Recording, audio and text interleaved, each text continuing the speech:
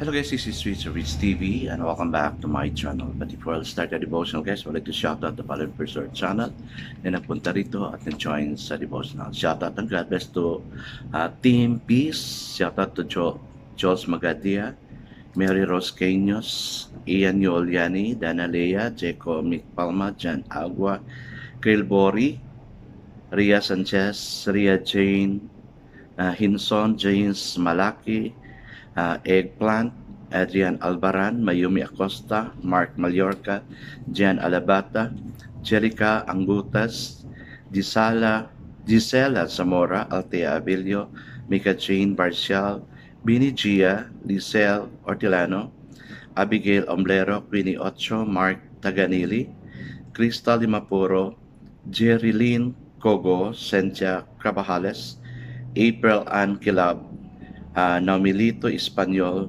Yonilo Bagsik, Jasmine Lagora, Angel Rabidas, Rainy May Tirado, Erica Balansag, Cal Cosrujas, Risa Macias, and CD. Shoutout na rin sa Team Kind. Shoutout to Mariel Kaay, Clarisilado, Lady Piona Matadlin, Sherry Ira Jimenez, Mark Binghay, Dave Mansagiton, Faith Joy, Victory, to Team Love, shout out to John Abiden and Grant Neil Puertas, to Team Courage, kay Christine Arobo, Kili, Jean Ortega, Sia Casenio, Divian Bantulino, Chelsea Gombao, Mika Jean Barcial, Sarah Jane Calma, Gisa May Dinoy, and Erica. Shout out rin sa Team Maunawain, to Divine Villarin, to May Ortea, Grace Magsayo, and to my friends also,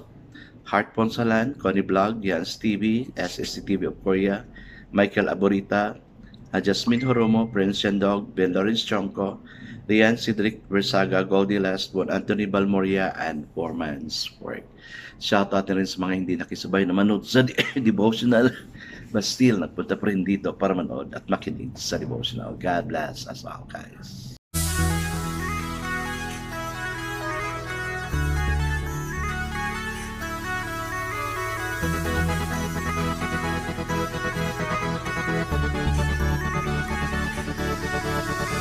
Rich TV, where you heard it, number one is on the top. Good advice is they'll never stop. Rich TV, where you heard it, number one is on the top. Good advice is they'll never stop. Hello guys, kumusta yung first Monday of the year natin? First Monday sa pagtatrabaho, no? Pag-aaral, hoping everything went well, no? Let's just, talaga, kapit kay Lord, no? Whatever happens, the Lord is there. Remember, the word we have last night, God is our shepherd. Alright guys, let's now proceed to our devotion. Let's open the Bible to Psalms 146, verses 1 to 10. Okay, I still like this verse. And still guys, I'm using the devotional study Bible because the words use Jesus to prepare na maintindihan talaga natin. Okay, the word of the Lord in Psalms 146 verse 1 to 10 says, Praise the Lord, O my soul. I will praise the Lord all my life. I will praise to my God as long as I live. Do not put your trust in princes, in mortal men who cannot save. When their spirit departs, they turn to the ground. On that very day, their plans come to nothing. Blessed is he whose help is the God of Jacob, whose hope is in the Lord his God, the maker of heaven and earth, the sea and everything in them. The Lord who remains faithful forever. He upholds the cause of the oppressed and gives food to the hungry. The Lord sets prisoners free. The Lord gives sight to the blind. The Lord lifts up those who are bowed down. The Lord loves the righteous. The Lord watches over the alien and sustains the fatherless and the widows. For he frustrates the way of the wicked. The Lord reigns forever. Your God, O Zion, for all generations. Praise the Lord. Amen and amen. I guess let's not pray. Yes, Father God, teach us not to rely to anybody and to anything but to you, O Lord God, for safety. Yes, Lord, still I'm praying. We never know what lies ahead. Di namin alam kung ano mangyayari. But we just pray that our hope is in you. That's why we have to praise you, because we're going to put our hope and our safety, our everything. Thank you to God that you're going to bless those who are righteous, unlike the unrighteous that withers away. Bless all those who are here, God, as we start our new year. Bless us all, oh God, as we move on. In Jesus' name we pray. Amen and amen. So the first verse of this evening, guys, is found in Psalms 146 verse 1, and it says, praise the Lord, oh my soul. Okay, guys, we really need to praise the Lord always. No? So the title of our devotion for this evening, guys, is A Full Life with Purpose. A friend of mine celebrated his retirement by having new calling cards printed. On the card, his name and his declaration of new freedom. No phone, no address, no business, no worries, no appointment, no prospects, no job. The man gave me the card at a time of intense busyness in my own life. Wouldn't that be wonderful? I thought to myself. Then I reflected on what life would be like without all the challenges and opportunities. How would I handle life without a full schedule and more to do in any day than than is humanly possible? But that led me to a time of deep gratitude for strength beyond my own to meet the demands. Many of us complain about busy schedule, but it is good to live a full life. The important things to consider is what we are accomplishing in all the activities. This says, see first. Just to see first is how to live longer, said. Live longer so you can love longer. And conversely, the longer you love, the longer you live.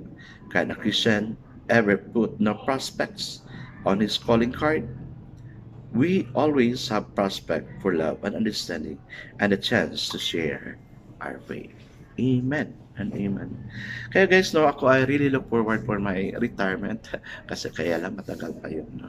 But I look forward. Sabi ko, Lord, prepare everything for my retirement. No? Kasi, well, we still have mga wants na gusto nating ma-fulfill sa buhay natin. But I already entrust things to God. No? We should not worry. Kagabi pa lang, sabi na, no? Do not worry for everything because I am your shepherd. And then this time, sabi niya, God will give us a full life with a purpose. No? Ako, I'm so excited kasi the Lord let me grow. The Lord gave me the responsibilities to do things in order to go near to Him. Kasi guys, mahirap ang walang Panginoon. No? As I said, let's prepare ourselves. We do not know what lies ahead. Kaya lapit tayo kay Lord. Let's hold on to God. No? Let's hold on. Let's not hold on to a person na hindi naman makasave sa iyo. Material things, though we need all of them, but yet, all the most, we need God. Because with God, nothing is impossible. We are safe, and God will really provide all our needs. Kaya let's not be paranoid of what lies ahead of us. No? Kailangan yung life natin is a full life with a purpose. O ano? What's the purpose of your life? No? Ako may purpose talaga yung life ko. And I keep praying for this. Lord, sabi ko, give me this gift, give me this gift, give me this gift. So I will become effective, all the more effective in sharing your words. Hi guys, let's now pray. Father God, there's nothing wrong with being busy if we're doing God's work in your way and by your power. Thank you for your leading to us, oh God. Amen and amen. Yes, guys, there's nothing wrong being busy, but sometimes, no, we're so busy with the kingdom and yet we forget the King. God bless us always because I know it's your best is 10 times better. This again, Rich TV. Kita-kita tayo muli. Paalam.